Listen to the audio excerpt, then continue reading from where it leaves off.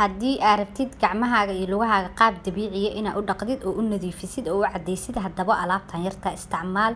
waa alaab gacmaha iyo lugaha dhaqaysa oo nadiifinaysa oo cadaynaysa oo maasha Allah ka dhigayso, sidoo kalena jilcinaysa qaleylka jacdadka waxaas oo dhan ka biinaysa quruxna ka dhigayso. Assalaamu calaykum waraxmatullaahi wabarakaatuh. asxaabta ku xiran Najax Kitchen and Beauty, soo dhawaada walaalahayga meel walba aad joogtiin, dhammaantiin ku soo dhawaada channelkeena Najax Kitchen and Beauty uga barateen isqurxinta dabiiciga.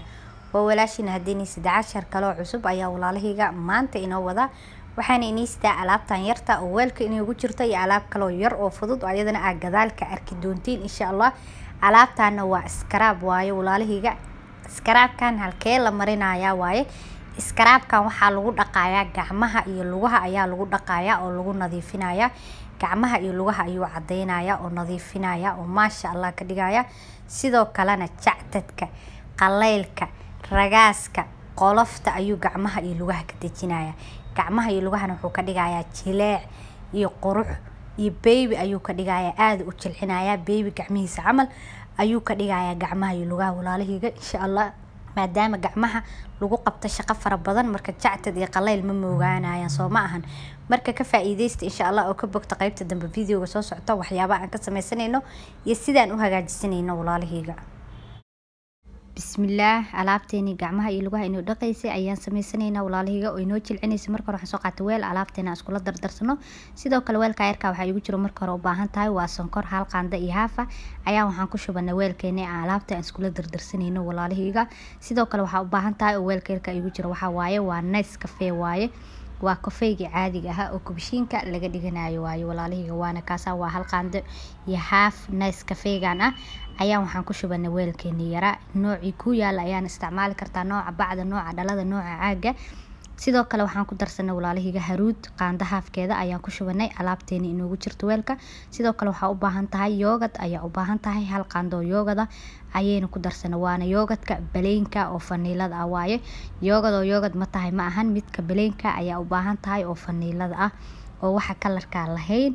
sidoo kale walaalahayga waxaan ku darsanaynaa oo baakadka inoogu jiro waa konfalo ama warango. waa bahashii xalwada lagu karinayo oo ka sameysneed sabuulka. bahashaas ayaan ku darsanay, wax yar ku jira, wixii oo dhan waa ku daray, hal qaando camalna waayo walaalahayga. sidoo kale waxaan ku darsanaynaa halkan jabo liinta ayaynu ku miiranaynaa alaabteeni inoogu jirta weelka.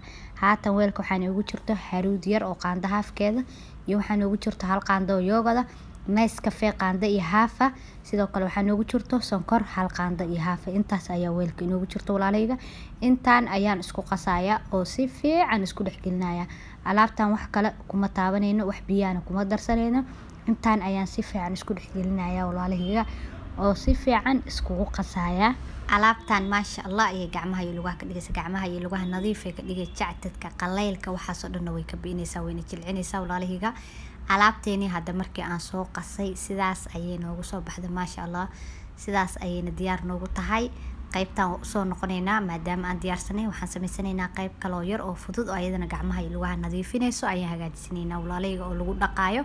marka hore waxaan soo qaatay oo baaquligan igu jiro waa biyo cad oo nadiif ah ayaan baaquligan ku soo shubay oo inoogu jiro. biyahana wax kale ma lahan, waa biyo nadiif ah ayaa marka hore u baahan tahay, mana kululo, waa biyo caadiye oo qabow.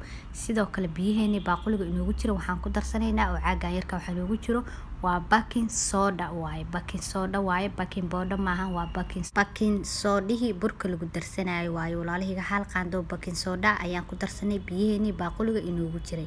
baking sodahi iyo biyihii ayaan wax yar isku qasaya oo wax yar isdhexgelinaya walaalahayga.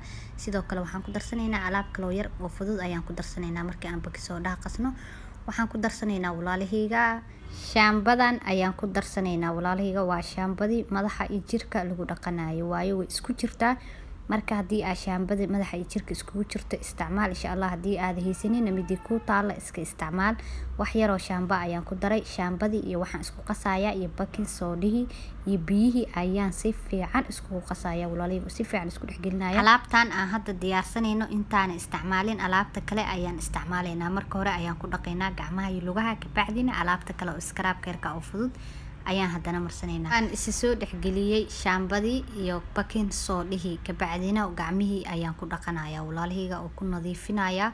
sidaas ayaa gacmaha ugu ruganaysa iyo lugaha ayaa si fiican ugu dhaqaysaa. haddii brush ay haysatid oo kale waad isticmaali kartaa ama bahasha korka lagu dhaqdo oo yarta oo jileecda ayaa gacmaha iyo lugaha kula ruganaysa oo kula dhaqanaysaa. markii aad si fiican alaabtan gacmaha iyo lugaha ugu dhaqdid oo ku rugtid ayaa waxa soo qaadanaysaa biyo kale oo nadiif ah ayaa iskaga raacinaysaa. haddana biyo yar oo nadiif ah soo qaatay sidaas oo kale iskaga raacinaysaa. maasha Allah ayay ku noqonayaan gacmaha nadiif kaale iska arag wasaqdii iyo wixii qoloftii iyo wixii dhan de hal mar bay ka deganaysaa. gacmihiina clean ay ku noqonayaan insha Allah. ilaa idinkiis waa u jeedin hadda maasha Allah gacmihii sida ay noqdeen kaale iska arag lagama sheekeyn karo. marka maxaan soo qaadanay walaalahayga waxaan soo qaatay alaabteeni scrubkii markii hore aynu diyaarsanay ayaan soo qaatay. gacmihiina hadda waan iska soo qalajiyay. marka scrubkeeni ayaan marsaneynaa haatan oo gacmihii oo aan gacmaha ku dhaqayaa walaalahayga. sidaas ayaa scrubka gacmaha ugu rugaysaa oo ugu nadiifinaysaa marka hore. laakiin waxaa muhiim ah inaad gacmaha iyo lugaha iska soo dhaqdid iska soo nadiifisid. markii aad iska soo dhaqdid ayaa scrubkan sidaas gacmaha iyo lugaha ugu rugaysaa. kabacdina waa ku joogaysaa 10 daqiiqo ilaa 5 daqiiqo sidii aad jaanis u haysid. markuu kugu qalalo ayaad iska dhaqaysaa oo biyo iskaga soo raacinaysaa. maasha Allah hadda u jeedin markii aan iska soo dhaqay scrubkii markii hore gacmahayga iyo hadda isma lahan. gacmihii sida u dhalaalayaan oo u birqayaan u jeedin oo ay nadiif u yihiin. marka sidaas loo isticmaalayaa alaabtan. marka hore waxaad sameynaysaa shaambadii iyo baking soodhihii aan isku darsanay ayaa gacmaha iyo lugaha iskaga nadiifinaysaa. markii aad iskaga nadiifisid oo iskaga dhaqdid gacmaha iyo lugaha waa iska soo qalajinay. marka iska soo qalajisid ayaad marsanaysaa scrubkan ayaa gacmaha iyo lugaha marinaysaa oo ku rugaysaa oo ku dhaqaysaa. markii aad ku rugtid 10 daqiiqo ilaa 5 daqiiqo ayaad ku joogaysaa sidii aad jaanis u haysid intay kugu qalalayaan. kabacdina waad iska dhaqaysaa gacmaha iyo lugaha biyo caadi ayaa iskaga raacinaysaa. markii iska dhaqdidna hadda kareemkaaga ayaa iska marsanaysaa. in kareem ku yaalo oo looshina ayaa gacmahaaga iyo lugahaaga marsanaysaa. hubaal inay maasha Allah ku noqonayaan oo gacmihii iyo lugihiina clean ay ku noqonayaan oo jactadkii iyo hadda daalkii iyo qoloftii iyo wixii oo dhanna ay hadda ka degan doonaan insha Allah. gacmaha iyo lugahana alaabtan soft iyo jileec ayay ka dhigaysaa. aad u jilcinaysaa quruxna way ka dhigaysaa dhalaalna way u yeelaysaa walaalahayga. wasaqda iyo madowga waxaas oo dhan hadda way ka dejinaysaa. maasha Allah ayayna ka dhigaysaa. daalkana way ka beenaysaa. marka ka wada faa'iideysta insha Allah. wiigiina labadaada mar saddexdaada mar sidii aad chance u haysatid ayaad alaabtan u sameysanaysaa insha Allah. gacmaha waa la ogyahay hadda shaqo badan lagu qabtaa mooho daal ma ka maqnaanayo jactad ma ka maqnaanayo qallayl ma ka maqnaanayo.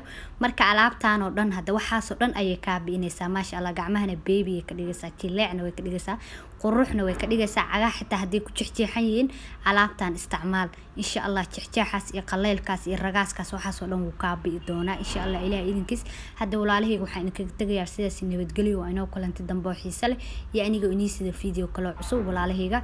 videogaana si share gareey waxaa laga yaabaa qof walaalkaaya inuu ka faa'iideysanayo.